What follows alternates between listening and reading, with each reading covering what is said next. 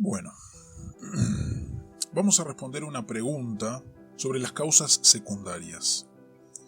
Para usted, ¿cuál es la razón para que los clérigos de Westminster declararan que Dios ordenó todo cuanto sucede y aún así, después haber declarado que Dios no es el autor del pecado? La respuesta es que, al parecer, como la mayoría de los teólogos, ellos asumieron que causar el mal es equivalente a cometer el mal. Por lo tanto, tuvieron que distanciar a Dios del mal. Sin embargo, la suposición de que metafísicamente causar el mal equivale a moralmente cometer el mal es falsa y rara vez es mencionada o defendida. Ella es asumida de antemano, mas se trata de dos cuestiones distintas. Una trata de cómo algo puede de hecho acontecer, y la otra se ocupa con las leyes morales que Dios declaró para definir lo que es bueno y lo que es malo. Si Dios no declaró que es algo malo para él metafísicamente causar el mal, ¿cómo los hombres se atreven a decir que esto es algo malo?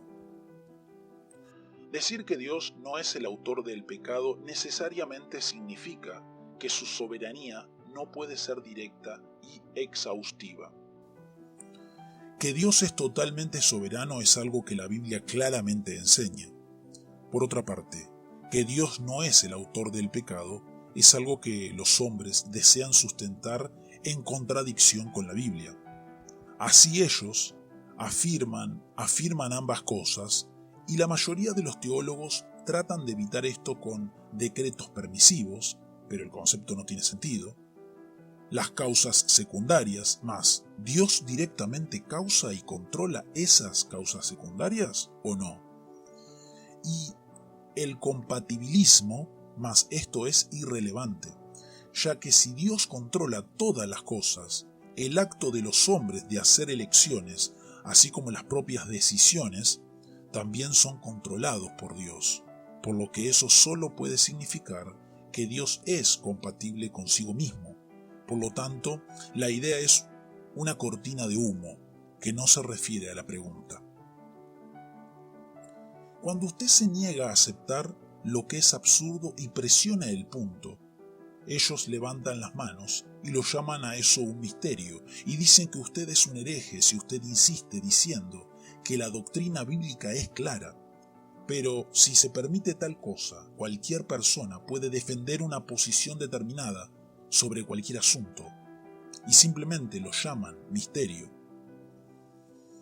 La Confesión de Westminster sobre las causas secundarias y el autor del pecado dice: Dios, desde la eternidad, por el sabio y santo consejo de su voluntad, ordenó libre e inalterablemente todo lo que sucede.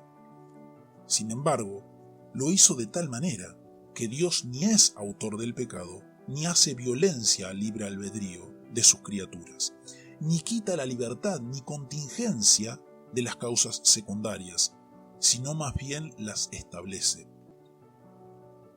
Yo creo que si una persona es cristiana y un poco inteligente, y nos pusiésemos a repetir si Dios no es la causa metafísica directa de algo, entonces es otra cosa, en su cara varias veces, ella finalmente se daría cuenta de lo que esto significa y haría simplemente el mismo repudio y estaría tan incómoda con la idea como nosotros.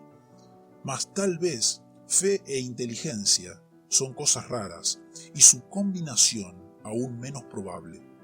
Con respecto a la causalidad secundaria, ya he tratado ese punto varias veces. Si todo lo demás falla, puedo decir que yo no escribí los libros, sino mi computador. Es él quien lo hizo. El hecho de que yo estaba digitando en la computadora cuando los libros aparecían no invalida la autoría del computador o de su responsabilidad moral, mas solamente la establece. Si la respuesta es que el ordenador no es una mente inteligente, sino un objeto sin vida, yo insisto en que dual core es superior a un pedazo de arcilla, Romanos 9. En cualquier caso, si la autoría divina es simplemente demasiado distante, Dios no puede ser identificado tan claramente como el autor del pecado. En la Confesión de Westminster dice: Dios desde la eternidad, por el sabio y santo consejo de su voluntad, ordenó libre e inalterablemente todo lo que sucede. Sin embargo, lo hizo de tal manera que Dios ni es autor del pecado, ni hace violencia al libre albedrío de sus criaturas, ni quita la libertad ni contingencia de las causas secundarias, sino más bien las establece. Arthur Pink escribió un libro acerca de la soberanía de Dios. Dice así: una vez más, hay que tener muy en cuenta que Dios no decretó que Adán habría de pecar, para entonces presentarle una inclinación al mal, a fin de que su decreto pudiese ser ejecutado. No, Dios no puede ser tentado por el mal, ni tienta a nadie. Antes, cuando la serpiente vino a tentar a Eva, Dios le recordó de su orden que prohibía comer del árbol del conocimiento del bien y del mal, y el castigo relacionado con la desobediencia. Por lo tanto, aunque Dios ha decretado la caída, Él en ningún sentido era el autor del pecado de Adán, y en ningún momento fue comprometida a la responsabilidad de Adán.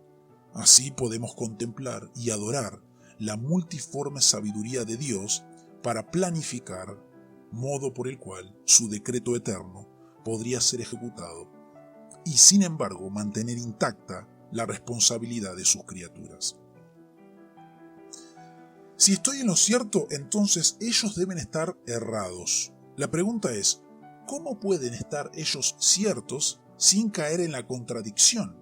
Que Dios controla todas las cosas, pero en realidad no controla. Que Dios causa todas las cosas, mas en realidad no causa.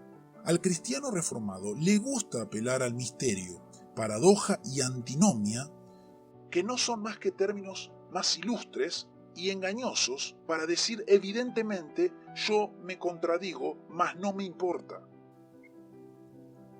En vez de eso, me parece que la soberanía divina es una doctrina totalmente clara y coherente. Es tan fácil de entender. También ya respondí el mal uso casi universal de Santiago 1:13.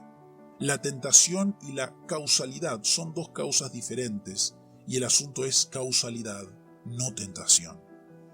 Debemos someternos a la enseñanza directa de la Escritura y sus necesarias consecuencias, y no las tradiciones y buenas intenciones de los hombres.